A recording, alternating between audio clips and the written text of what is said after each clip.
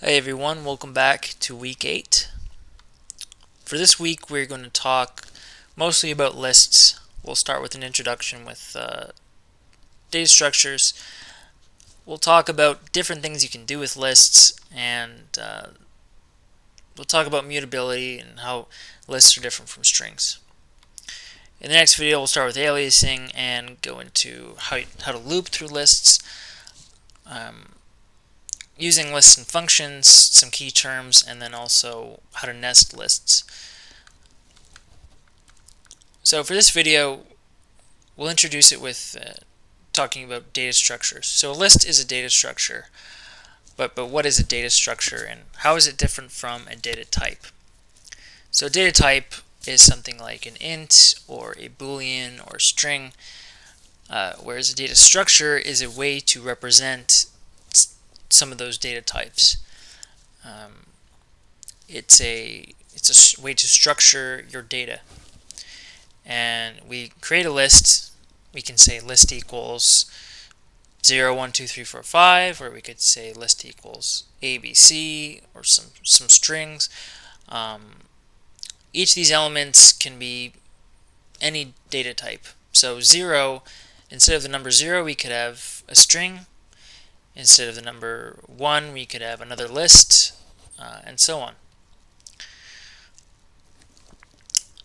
So lists are one of the most important data structures, especially in Python, and they're what I use more than any other data structure. But as we get into these concepts, we'll maybe talk more about dictionaries, which are other data structures. We might talk about hash tables. But for now, we'll stick to lists. And the key difference is between data structure, and data type is data type is something like an int or a char or a boolean. It has certain things that you can do with it. You can multiply integers, for example, and it'll do something that you expect. 5 times 5 is going to be 25. It's going to be different if you do 5 times a string. So there are certain properties to these data types, whereas data structures are a way of representing these data types. It's a structure for these data types, and it's in a particular format. So a list has a format. It's a sequential. It's a sequential ordering of data types, whereas a dictionary is something else, and a hash table is something else, and you'll see these later on in the course. Let's start with lists, and let's start with what we can do with lists. A bit of a typo here, but I'll fix it for the video. But I'm trying to say we can concatenate lists with the plus operator. So if you remember with strings, we can concatenate strings. It just means to put them together, basically. So let's start with list A, 5, 7, 9, 10. List B is going to be some strings.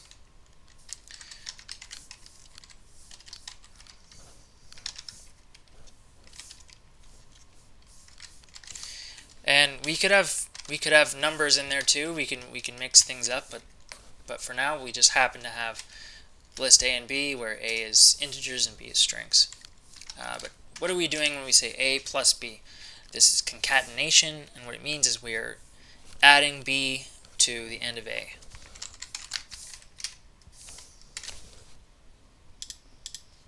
So we are taking list B, concatenating it with A, adding it to the end of A. And the order here does matter, so if I do B plus A, the order will be different. We'll be adding A to the right of B into one list.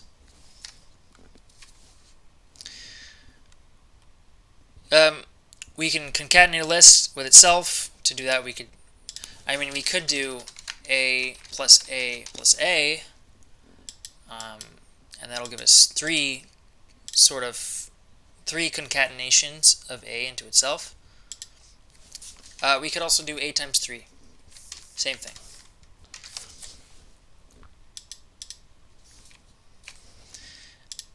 slicing is very important. So we can slice this list in this way. So let's say we want to go from elements 0 to 2. And lists are always starting at element 0. In this case, that's 5. And when we slice, what we're doing is we're just taking a subset of the list. So we're taking, in this case, a slice from element 0 up to element 2, but not including element 2. And that's important to note. So we're going from 5 to 7, and we're not including element 2, we are just including 5 and 7. So if you print this to check, that's a slice of the list from element 0 up to 2. If we did 1 to 3, we would get starting at element 1 and going up to 3, but not including element 3. To find the length of a list, let's say we want the length of this slice, we just type len. Okay, so the length of that slice was 2. The length of the whole list is going to be 4, you would think. 4, how long is b? The length is how many elements. So even though there are different strings, we still know that there are 3 elements, so the length will be 3. How to check if something is in a list? You just type in. So if also is in B, print yes. Okay, is also in B? It is, so we should see yes. What about 9? Is 9 in B? We would expect it to not print yes because 9 should not be an element of B, so it's not printing it. So this is a good way to check if some element is in your list. Another useful way to just make a sequential list is using list range, and the range is going from some starting number to an ending number. So we can say list range 1 to 10, and this will go starting with 1 and up to 10, but not including 10. And we'll print this.